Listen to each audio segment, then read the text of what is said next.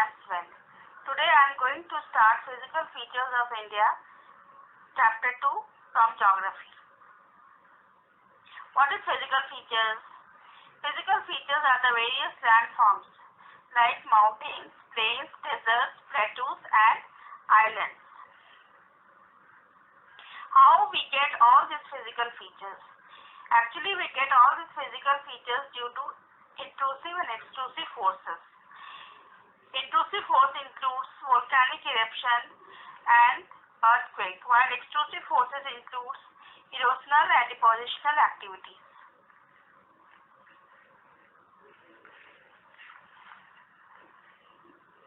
The physical features of India can be grouped under following divisions: the Himalayan mountains, the northern plains, Peninsula Plateau, the Indian deserts, the coastal plains and the islands.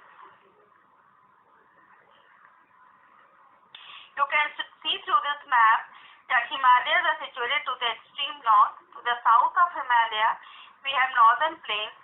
Great Indian Desert is situated to the west of India, while Peninsula Plateau is situated to the south of India.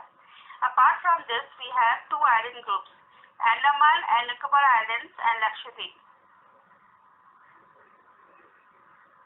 Now we will study about the Himalayan mountains. The Himalayas are the young fold mountains stretched over the northern borders of India. These mountain ranges run in a west-east direction from Indus to Brahmaputra river. The Himalayas represent the loftiest and one of the most uneven mountain barriers of the world. They form an arc which covers a distance of about 2,400 kilometers. Their width varies from 400 kilometers in Kashmir to 150 kilometers in Arunachal Pradesh. The altitudinal variations are greater in the eastern half than those in the western half. The Himalaya consists of three parallel ranges in its longitudinal extent.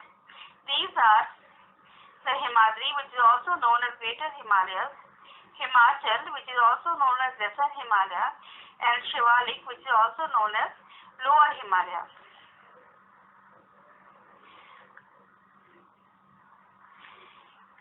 You can see the topmost part of the Himalaya is Greater Himalaya or Himadri. The middle part of the Himalaya is Himachal or Lesser Himalaya, and the lowermost part of the Himalaya is Shivalik or Lower Himalaya. Now we will study in detail about Himadri. It is the most continuous range consisting of loftiest peaks with an average height of 6,000 meters.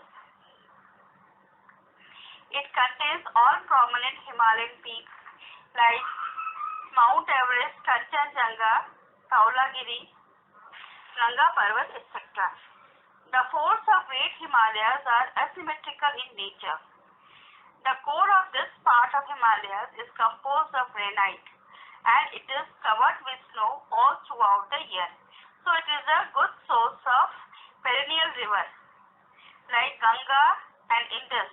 These rivers are perennial rivers and we get water through these rivers all throughout the year. Now we are going to study about Himachal. The range lying to the south of Himadri forms the most uneven mountain system and is known as Himachal or Lesser Himalaya. The ranges are mainly composed of highly compressed and altered rocks. The altitude varies between 3,700 and 4,500 meters and the average width of is 50 kilometers. Pir Panjal range forms the longest and the most important range. The Dhauladhar and Mahabharat ranges are also the prominent ones. This range consists of famous valley of Kashmir, the Kangra and Kullu Valley in Himachal Pradesh. This region is well known for its beautiful hill stations.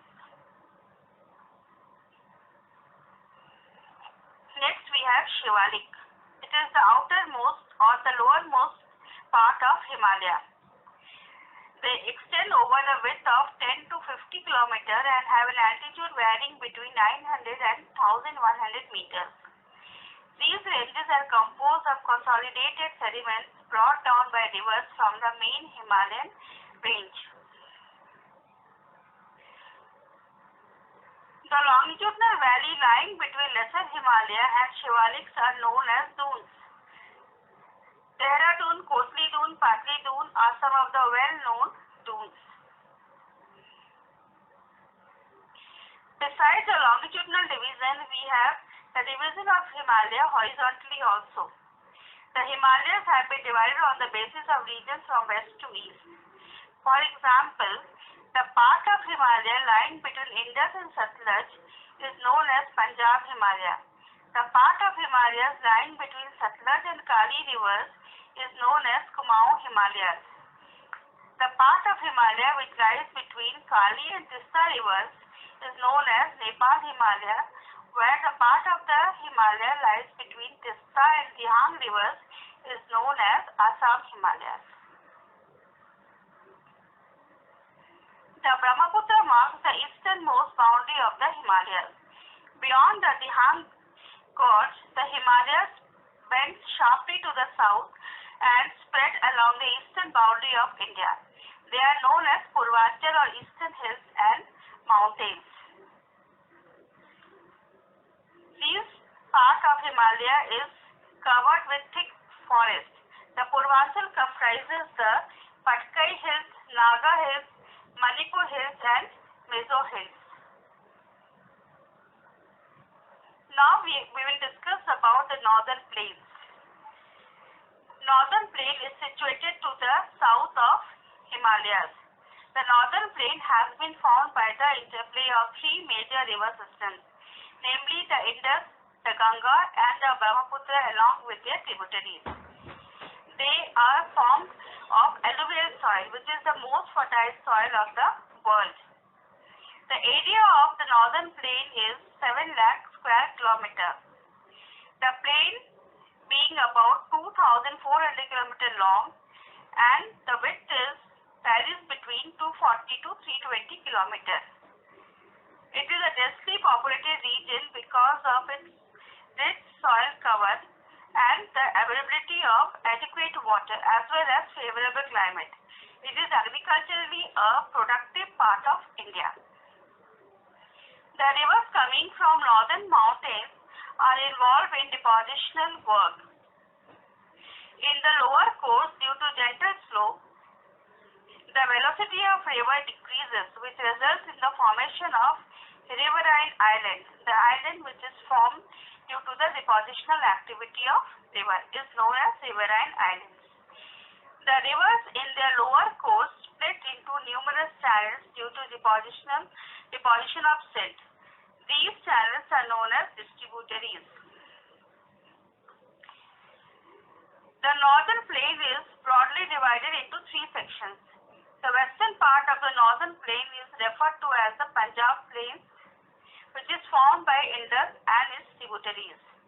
The larger part of this plain lies in Pakistan. The Indus and its tributaries, namely Jhelum, Chenab, Ravi, Beas and Satluj, originate in the Himalaya. This section of the plain is dominated by the Doabs. Doabs are the land between two rivers. Ganga plains extend between Ghaggar and Tista rivers. It is spread over the states of North India, Haryana, Delhi, UP, Bihar, partly Jharkhand and West Bengal. The northern plains are generally described as flat land with no variation in its relief, but it is not true.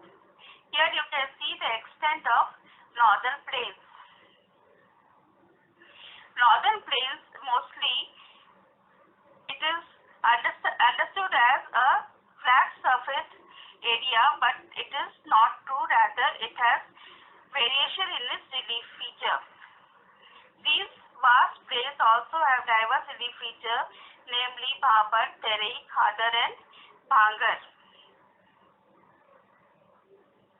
The rivers, after moving from the mountains, deposit pebbles in a narrow belt of about 8 to 16 km in width, lying parallel to the slopes of the Shivaliks. It is known as Bhabar. All the streams disappear in the Bhabar belt.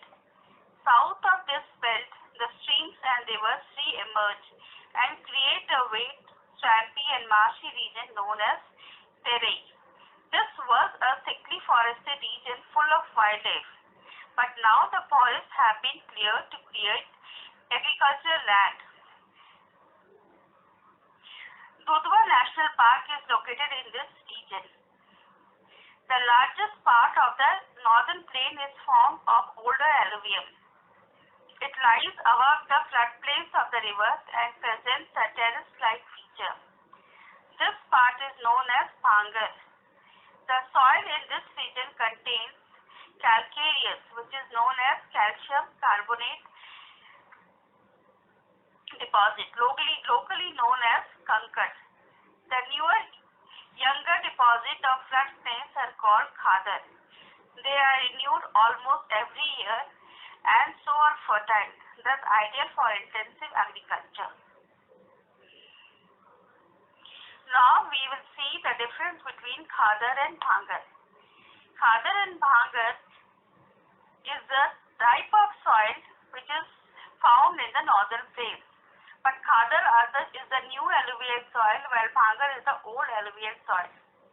The Khadar soils are found in the low areas of valley, bottom of a valley, which are flooded every year, while Bhangar soils are found in the higher reaches about 30 meters above the flood level. Khadar soils are finer in texture, while Bhangar are coarser in texture.